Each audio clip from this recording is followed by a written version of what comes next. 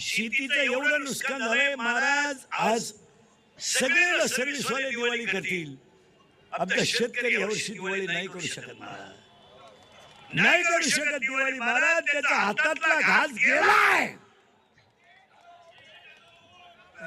वाहून गेलं महाराज.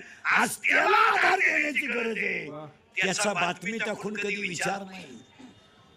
संपलं रे, ज्याने कर्ज काढून बी पेरलं त्याला औषधवाल्याचा फोन सुरू झाला, त्याला खतावाल्याचा फोन सुरू झाला, आणि शेतातली सोयाबीन त्याची वाहून गेली. तो बांधावर बसून राहिला आणि संध्याकाळी घरी आल्यावर उशीत मुंडकं गुंतून रडला रे, तो रडला. आज त्याच्या डोळ्यातले पाणी पुसण्याची गरज आहे.